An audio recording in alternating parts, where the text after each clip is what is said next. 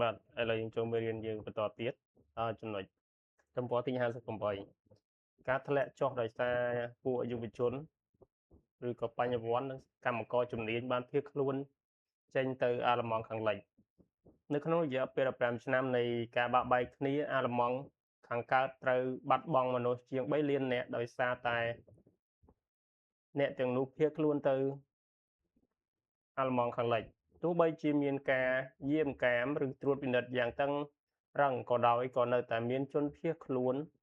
តាមផ្លូវរថភ្លើងក្រោមដីជួនកាលតាមរងផ្លូវក្រោមដីទៀតផងអាល្លឺម៉ង់ខាងកើតបានចាប់ផ្ដើមបិទព្រំដែនប្រទេសទាំងពីរនៅឲ្យជិត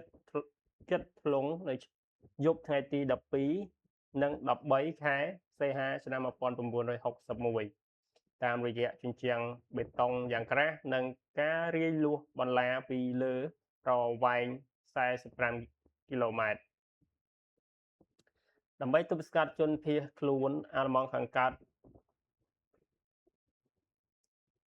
ជញ្ជាំងប៉េកាំងជាការសុបិនដែលលោកឈើឈីសថ្លែងនៅ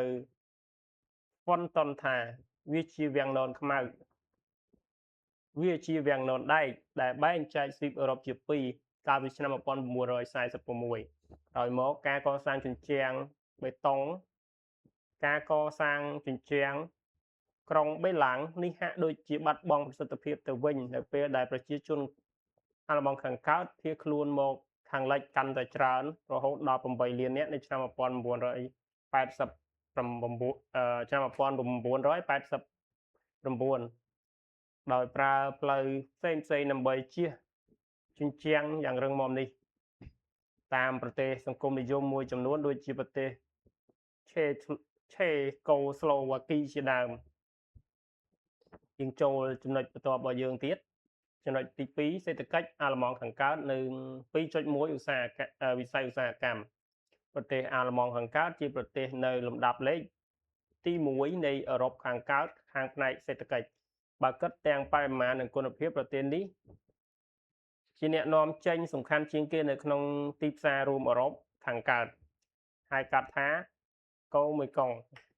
បើនិយាយពីមូលដ្ឋានគ្រឹះឧស្សាហកម្មអាល្លឺម៉ង់ខាងកើតមានធ្យូងថ្មច្រើនជាងគេហើយនៅក្នុងរណ្ដៅរាក់ទៀតផងចំណែកធនធានរ៉ែផ្សេងមិនសូវសម្បូរឡើយឧស្សាហកម្មប្រើដោយថាមពលភាគច្រើនប្រើថាមពលធ្យូងថ្មនិងប្រេងកាតដែលជាប្រភពធ្វើឲ្យមានការខូចខាតច្រើនដល់ស្រទាប់អូសូននិងកខ្វក់បរិស្ថានឧស្សាហកម្មត្រូវប្រមូលផ្ដុំទៅតាមផ្នែកផលិតដោយមាន132កន្លែងទូទាំងប្រទេសដែលបែងចែកជាផ្នែកធំមានគីមីគ្រឿងម៉ាស៊ីនអេឡិចត្រូនិកព្រមទាំងរោងចក្រស្លដែកវាយនភ័ណ្ឌអុកទិកនិងរថយន្តនៅក្នុងរោងចក្រនីមួយៗគេត្រូវបានប្រើមនុស្សយន្តជំនួសវិញដើម្បីបំពេញកង្វះខាតកម្មករជំនាញចំណុចទី2.2វិស័យកសិកម្មមានកសិដ្ឋានរដ្ឋចំនួន471បែងចែងជា3900កហករបើគិត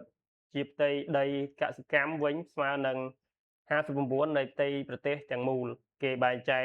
ទឹកដីដំណាំជា3ប្រភេទគឺដីដែលមានជីជាតិគេដាំស្រូវសាលីដំឡូងសម្រាប់យកស្ករដីដែលមានគុណភាពអន់គេដាំដំឡូងបារាំងនិងដីសើមសម្រាប់ចិញ្ចឹមសត្វកសិកម្មមានលក្ខណៈប្រ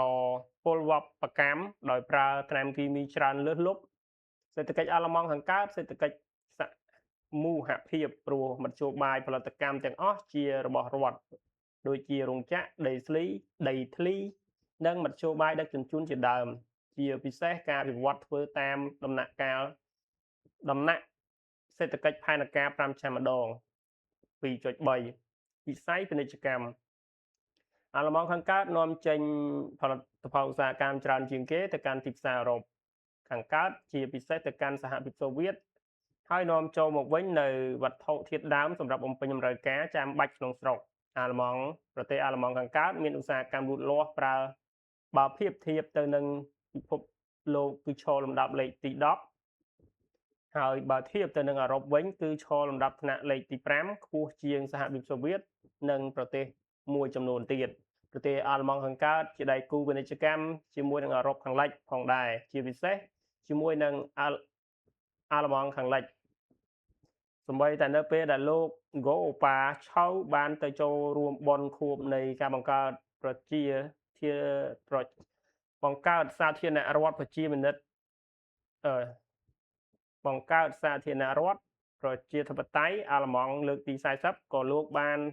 មានប្រសាសន៍ថាអាល្លឺម៉ង់ខាងកើតមិនទាមទារឲ្យមាននយោបាយប៉េរ៉េត្រូលការពីព្រោះប្រទេសនេះមានការរីកចម្រើនខាងផ្នែកសេដ្ឋកិច្ចទៅហើយ